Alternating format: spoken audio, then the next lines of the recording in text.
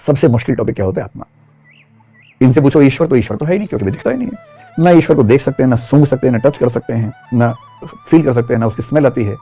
तो सीधी सी बात है, जो 5 इंद्रियों से नहीं जाना जा सकता, इनके हिसाब से उसकी एग्जिस्टेंस है ही नहीं। हेलो दोस्तों, आप सभी लोग कैसे हैं? यही आशा करता हूं कि आप सभी लोग सही और स्वस्थ होंगे। मैं यदुवीर सिंह यूट्यूब चैनल पर आप सभी का दिल से स्वागत करता हूँ। दोस्तों, आज की वीडियो में जानेंगे और सुनेंगे कि भूत, प्रेत, आत्मा हकीकत में होती है या नहीं होती है।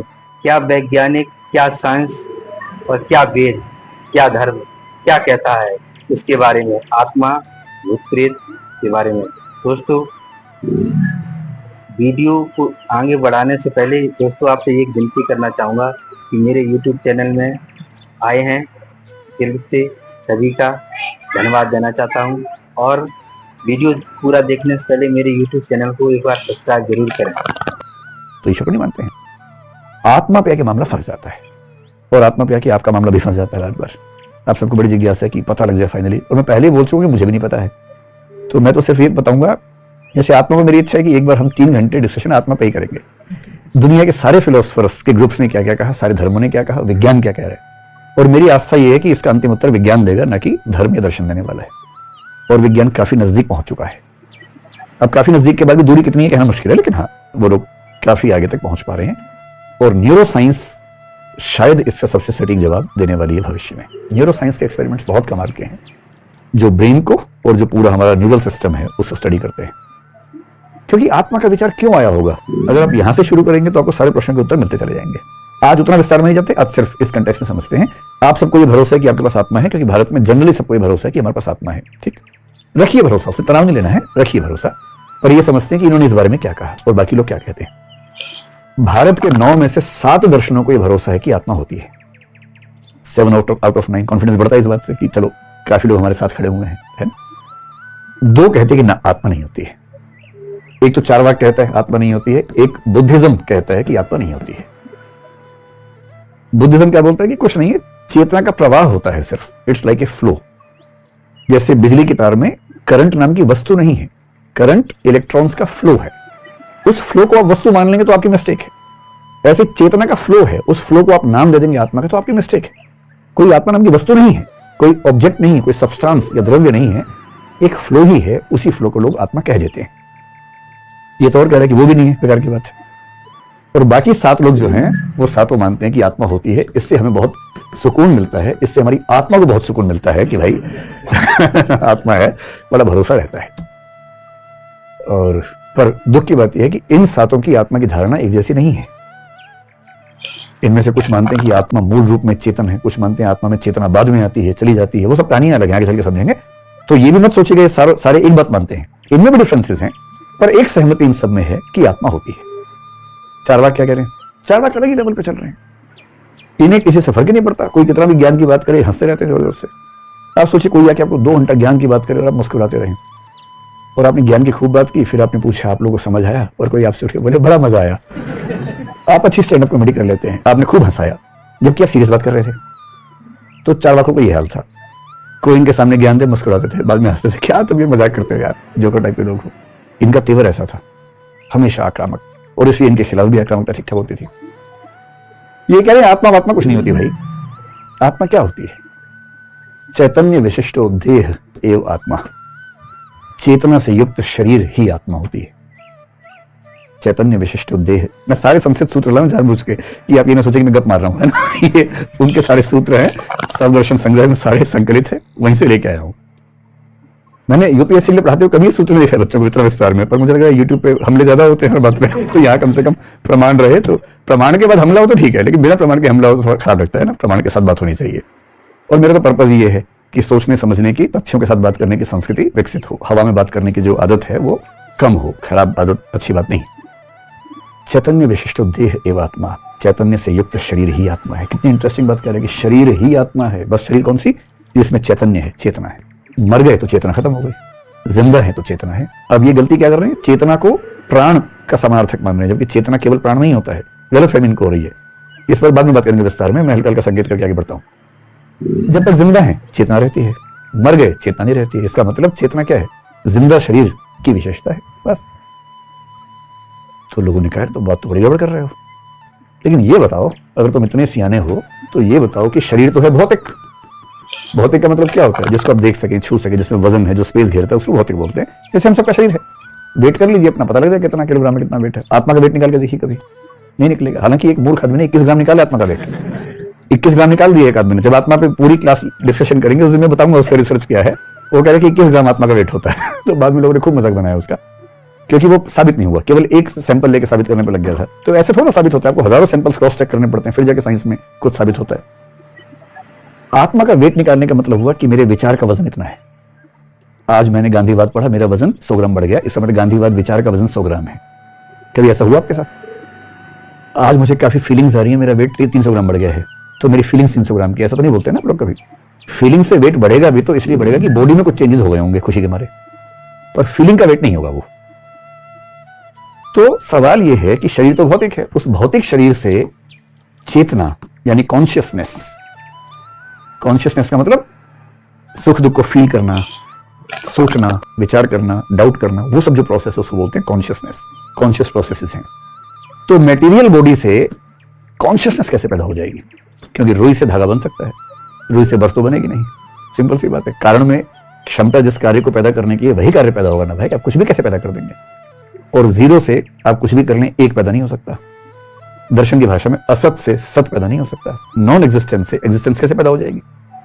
तो जड़ में चेतना है ही नहीं, तो जड़ से चेतना कैसे पैदा हो जाएगी? इसका उत्तर दरअसल चार्वाक के पास है नहीं, और सबको चुप करना जरूरी है। और फिलॉसफी में सबसे खराब आंसर वो माने जाते हैं जब कोई उपमाओं का इस्तेमाल करे, मेटाफर का इस्तेमाल करे, सिमिली का इस्तेमाल करे, पर कई बार इससे काम नहीं चलता। जैसे प्लेटो ने एक बड़ी खतरनाक सिमिली का इस्तेमाल किया था, उसको केव, सिमिली ऑफ केव कहते हैं, गुफा के सादृश्य का सिद्धांत। प्लेटो को समझेंगे तब बताऊंगा, बड़ा इंटरेस्टिंग है। उसने गुफा के एग्जाम्पल से इतनी सारी बातें समझा दी, पर फिलॉसफी में अच्छा नहीं माना जाता कि आप कोई सिद्धांत समझाने के लिए कोई एग्जाम्पल लेके आए, पर कभी भी करना पड़ता है। चार्वाक क्या कह रहे हैं? इनके तो एग्जाम्पल भी ऐसे होते हैं ना। तांबूल का मतलब होता है पान, किण्व का मतलब होता है शराब, मतलब किण्वन की प्रक्रिया से क्या बनती है शराब। हमेशा इनके एग्जाम्पल शराब, पान, बकरा, मुर्गा, मछली। अब ये भी एग्जाम्पल पता नहीं इनके थे या बाकी लोगों ने चुन चुन के इनके ऊपर लगा दिए, नहीं पता हमें। ये कह रहे हैं किण्वा दिभ्यो मद शक्ति वद विज्ञानम। भारतीय दर्शन में विज्ञान का मतलब होता है चेतना। ध्यान रखिएगा, यहाँ विज्ञान का मतलब साइंस नहीं है, चेतना है, कॉन्शियसनेस है। इसलिए बौद्ध दर्शन में पूरा दर्शन है, उसका नाम है विज्ञानवाद। वहां विज्ञानवाद का मतलब कॉन्शियसनेस के बारे में। तो जो चेतना है कैसे बनती है? किण्वा दिभ्यो मद शक्तिवत विज्ञानम। किण्वा दिभ्यो का मतलब हुआ शराब जिन पदार्थों से मिलकर बनती है। जैसे गुड़ है, गेहूं भी हो सकता है, अंगूर भी हो सकता है। क्या कभी ऐसा हुआ कि आप गुड़ खा रहे हो, पेरेंट्स ने नहीं बेटा नहीं, ये पाप है, तुम अभी से अल्कोहल का सेवन करने लग गए हो? कभी नहीं बोलते। पेरेंट्स खुद ही अंगूर खिलाते हैं, लो बेटा अंगूर खा लो बेटा गुड़ खा लो बेटा गेहूं खा लो, गेहूं की रोटियां खा लो। उन्हें कभी तनाव नहीं होता कि बच्चा शराबी हो गया हमारा, नहीं होता ना।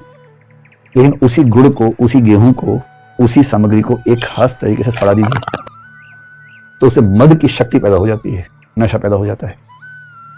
कैसे पैदा होता है? कि भाई गेहूं में, अंगूर में, गुड़ में तो नशा नहीं था, पर एक खास प्रोसेस से गुजरने के बाद उसमें नशा पैदा हो जाता है। ठीक वैसे ही भौतिक शरीर के 4 महाभूतों में चेतना नहीं है, पर एक खास अनुपात में मिलते हैं तो चेतना पैदा हो जाती है। चेतना आत्मा का गुण नहीं है, शरीर का गुण है। शरीर जिन 4 चीजों से मिलकर बना है, 4 कौन सी?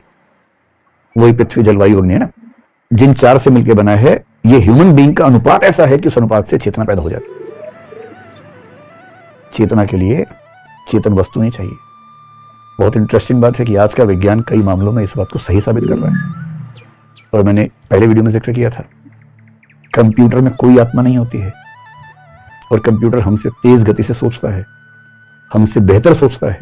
सोचने का मतलब मैथमेटिकल, लॉजिकल रीजनिंग की बात कर रहा हूं। चैट जीपीटी आने के बाद लिखने भी हमसे बेहतर लग गया है, उसकी मेमोरी हमसे बेहतर है, मेमोरी का रिट्रीवल हमसे बेहतर है। हम तो भूल जाते हैं यार, याद नहीं आ रहा, उसको ऐसा नहीं होता, एंटर करते याद आ जाता है उसको। हमारा ये भी होता है कि नाम किसी और का याद आया, चेहरा कोई और याद आ जाता है।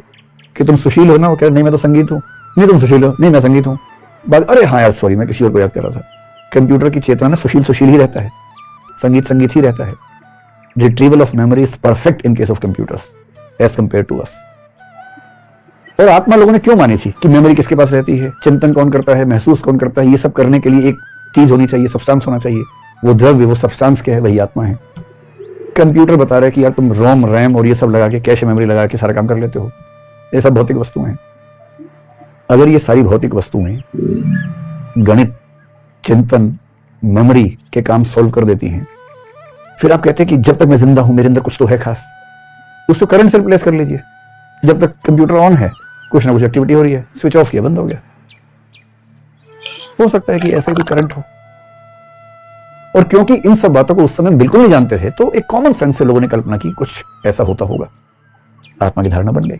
अभी भी हो सकता है कि वो सही बात हो, अभी तो संभावना ही तो हम बात कर रहे हैं, पर ये पता नहीं कैसे उस समय ऐसी बात कर रहे थे कि ये सब कुछ नहीं होता, ये सारा खेल भौतिक चीजों के मिलने से हो रहा है बस। और लोगों ने कहा भी कुछ और एग्जाम्पल देके समझा, बोले और एग्जाम्पल ले लो, एग्जाम्पल की कमी है कोई? जड़भूत विकारेशु, भौतिक वस्तु में विकार, विकार मतलब परिवर्तन, परिवर्तन होने से चैतन्यम यत्तु दृश्यते, भौतिक वस्तुओं के अनुपात के बदलने से चेतना दिखनी शुरू हो जाती है। इतना ही खेल है। जैसे तांबूल, पान, पान की किसी भी सामग्री में जो वर्ण है आपको लाल नजर नहीं आता है, पान का पत्ता हरा है, न सुपारी लाल है न कत्था लाल है, लेकिन जब इन सबको मिलाते हैं राग यानी लाल रंग समुद्भव, लालिमा पैदा हो जाती है। जिस पान के अंदर एक भी चीज लाल नहीं है, जब उस पान को चबाते हैं, चर्व धातु याद कीजिए, चबाना, जब उस पान को चबाते हैं तो होंठ लाल हो जाता है। जैसे लालिमा पैदा होती है वैसी चेतना पैदा होती है। और इसलिए हम तो आत्मा को नहीं मानेंगे, और जब आत्मा को मानेंगे नहीं तो फिर स्वर्ग मिलेगा किसे, फिर नरक मिलेगा किसे, फिर मोक्ष मिलेगा किसे, बातें खत्म हो गई। क्या आप ये समझ पाए कि इनके हिसाब से संसार की व्याख्या कैसे होगी? ईश्वर को ये मानते नहीं है, और आत्मा की जगह क्या मान रहे हैं? जीवित शरीर ही आत्मा है, उससे भिन्न कोई आत्मा नहीं। अब इस कंटेक्स्ट में अंतिम बात है कि नैतिक जीवन को लेकर क्या बोलते थे, और इसी पर इन पर हमले सबसे ज्यादा हुए, क्योंकि इन्होंने ऐसी बातें कही, या इनके बारे में लगता है कि इन्होंने ऐसी बातें कही जिन पे आरोप बहुत ज्यादा है। तो ये तो उतने बिंदास तरीके से बात करते हैं, इनको तो कोई चिंता मिलता है नहीं। उस समय हमारी वैदिक परंपरा में मानते थे कि एक कंसेप्ट होता है पुरुषार्थ, आपने सुना होगा ना। कितने पुरुषार्थ होते हैं? 4 सुने होंगे। धर्म होता है, अर्थ होता है, काम होता है और मोक्ष होता है। धर्म का मतलब धार्मिक आचरण करना, अर्थ का मतलब पैसा कमाना, काम का मतलब यौन जीवन के और बाकी सुख, जो सुख भोगने वाला पक्ष है, और मोक्ष मतलब अंतिम रूप से, मोक्ष मतलब स्वर्ग नहीं होता, स्वर्ग तो बहुत छोटी चीज है। मोक्ष का मतलब है पुनर्जन्म के चक्र से मुक्त हो जाना, बार बार पैदा होने से मुक्त हो जाना और स्थायी हो जाना, उसको बोलते हैं मोक्ष। तो भारत में सहमति थी कि सबसे ऊंचा जो हमारा पुरुषार्थ है वो मोक्ष है, और ये जो 3 हैं ये उसकी तुलना में सामान्य है, इनको सीमित रूप से करना चाहिए। अर्थ, पैसा कमाना ठीक है लेकिन बहुत महत्व मत दो, काम ठीक है लेकिन इतना पागल मत हो जाओ वासनाओं के पीछे कि उसके सिवा कुछ दिखे नहीं। धर्म जरूरी है, धर्म के माध्यम से मोक्ष मिलेगा, ये एक सामान्य कंसेप्ट वैदिक परंपरा में, औपनिषदिक परंपरा में चल रहा था। तो फिर ये आए, इन्होंने कहा लाओ भाई कौन कौन से पुरुषार्थ हमें दिखाओ जरा। तो कुछ लोगों ने कहा जी एक तो ना ये 4 धर्म, अर्थ, काम, मोक्ष, आपकी क्या राय है? बोले 4 में से 3 काट दो, एक ही काफी है। काम एवैकः पुरुषार्थ, काम ही एकमात्र पुरुषार्थ है। सुख, वासना, भोग, बाकी सब बेकार बातें हैं, कुछ नहीं करना, मौज करनी। क्या करना है? पीत्वा पीत्वा पुनः पीत्वा यावत् पत्नी भूतले, और गिर जाओ तो क्या करना है? उत्थाय च पुनः पीत्वा, क्योंकि पुनर्जन्म न विद्यते, ये करना है। 4 बज गए हैं लेकिन पार्टी बाकी है। 4 बोतल वोदका, काम मेरा रोज का, ये करना है। आज भी तो चल रहा है, उसी समय की बात थोड़ा है। एक ही पुरुषार्थ है काम, और उसकी व्याख्या क्या है? यावत जीवेत सुखम जीवेत, सुख, जो आदमी सुख पर इतनी बात करे उसको बोलते हैं सुखवादी या सुखवाद। ग्रीक भाषा का एक शब्द है हेडोनिज्म, तो चार्वाक लोग कौन है? हेडोनिस्ट हैं। हेडोन का मतलब सुख होता है, तो हेडोनिज्म का मतलब जो केवल सुख पे जोर देता है वो सुखवादी है। और बात की वही कि भाई जब मर जाओगे तो देह तो लौट के आएगी नहीं, कोई पुनर्जन्म कुछ नहीं होता है, पुनरागमन होता है, कोई वापस नहीं आता है। एक ही जिंदगी है, कल होना हो एक ही बार है, उसी जिंदगी में जीना है, उसी को एंजॉय करना है, ये इनका विचार है। तो इनसे लोगों ने पूछा कि भाई बाकी तो कुछ बताओ, मोक्ष पर सब लोग इतना जोर देते हैं। बोले मोक्ष कुछ नहीं होता यार, मरणम एव अपवर्गः, अपवर्ग का मतलब मोक्ष। भारतीय दर्शन में मोक्ष के लिए कई शब्द हैं, मुक्ति है, निर्वाण है, कैवल्य है, अपवर्ग है, निश्रेयस है, इन सब का मतलब होता है मोक्ष। अपवर्ग शब्द का प्रयोग न्याय दर्शन में ज्यादा हुआ है, कई लोग करते हैं लेकिन न्याय दर्शन मुख्य रूप से करते हैं। मृत्यु ही मोक्ष है, बस मरोगे काम खत्म। क्योंकि मोक्ष का मतलब क्या है? पुनर्जन्म के चक्र से मुक्ति। बोले होता ही नहीं पुनर्जन्म, तो मुक्ति क्या? मर गए काम खत्म हो गया, एकदम खत्म। मरने के बाद कुछ भी नहीं बचता है, ना पुनर्जन्म होगा ना कुछ होगा, खत्म है वो बस। तो वही मोक्ष है, और ऐसे मोक्ष की इच्छा क्यों करनी चाहिए? मृत्यु होगी तो खत्म हो जाएंगे अपने आप, इसके लिए क्या इच्छा करनी है? लोगों ने कहा अच्छा मोक्ष नहीं, स्वर्ग के बारे में सोच लो भाई। बोले अरे यार सुखमेव स्वर्गम दुखमेव नरकम, सुख में ही स्वर्ग है। शाम को 8 बजे से 11 बजे तक सुख है ना, वही स्वर्ग होता है, और दिन में ऑफिस जाते हो वही नरक है। जब पढ़ाई करते हो वही नर्क है, नर्क उसके अलावा कुछ नहीं है। और स्वर्ग शाम को है, जैसे ही पार्टी शुरू होती है और 4 बजने तक वही स्वर्ग होता है। तो इनका स्वर्ग नर्क की व्याख्या ये है कि वो सब यही है, इसके बियॉन्ड कोई स्वर्ग कोई नर्क नहीं होता है। तो लोगों ने कहा इस समय मोक्ष नहीं, बोले मोक्ष एकदम नहीं है, खत्म करो मोक्ष को, नहीं चाहिए मोक्ष को हमें। बोले अच्छा अर्थ के बारे में क्या? बोले अर्थ ठीक है, पैसा कमा लो, लेकिन पैसा कमा के लेके नहीं जाना है, छोड़ के नहीं जाना है। जितना पैसा कमाओ सारा काम में खर्च करना है। इन्वेस्टमेंट, कैपिटल फॉर्मेशन नहीं करनी है, सेविंग्स नहीं करनी है। ये कैपिटल फॉर्मेशन के इकोनॉमिक्स नहीं समझते थे। कमाओ, लेकिन जितना कमाओ सारा फूक के जाना है, छोड़ के चलेगी। तुमसे बड़ा मूर्ख कोई नहीं है। समझदार वो है दूसरों को पैसा लेके उड़ा रहे हैं, और मूर्ख है जो पैसा इकट्ठा करके छोड़ के जा रहे हैं दूसरों के लिए। कमाओ, और ना कमा पाओ तो कोई बात नहीं, तब क्या करना है? तब ये करना है। घृतम कहने को कह दिया है, भाव समझे इनका। ऋणम कृत्वा पिबेत, पैसा नहीं कमा पा रहे कोई बात नहीं, उधार लो, पियो, मर जाओ। जब तुम मरी जाओगे कोई कैसे वापस ले लेगा तुमसे पैसे? तो क्या है, बड़ा अच्छा है। तो अर्थ का काम थोड़ा सा है, काम के लिए, स्वतंत्र नहीं है, काम हेतु इसका फायदा है। तो एक चाहते क्या थे? ये चाहते थे कि केवल सुख पे जाओ। और सुख कौन सा? जो बुरी बात है।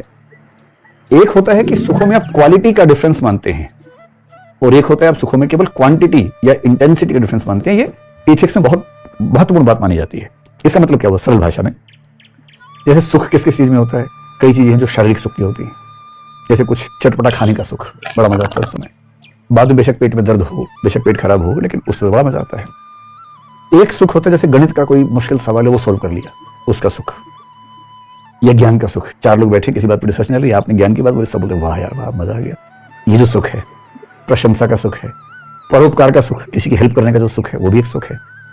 जब माँ के पास खाने को कम हो तब भी वो बच्चे को प्रेफर करेगी कि वो खाना खा ले, क्योंकि उसको त्याग के सुख में जो मजा मिलता है वो भोजन के सुख में नहीं मिलेगा। उसका ऊंचे स्तर का स्वार्थ है, क्योंकि उसको त्याग का सुख ज्यादा बड़ा सुख लगता है। अब ये चारवाक क्या बोलते हैं कि इन सारे सुखों में कोई वैल्यू डिफरेंस नहीं है, कोई क्वालिटी का डिफरेंस नहीं है। इसलिए कोई ये कहे कि परोपकार का सुख ज्यादा ऊंची चीज है, सब बेकार की बातें हैं। जिस चीज में मजा आए वही सुख सबसे अच्छा है। तो दोस्तों आपने पूरा वीडियो ध्यान से सुना, तो आपने इस वीडियो के द्वारा आपने क्या समझा? क्या आपके दिमाग में कुछ आया? क्या हकीकत में आत्मा होती है या नहीं होती है? भूत प्रेत होती है या नहीं होती है? क्या आपका दिमाग कहता है? क्या सांस बोलती है? क्या धर्म कहता है? क्या वेद कहता है? तो दोस्तों चलते चलते एक बार मेरे वीडियो को सब्सक्राइब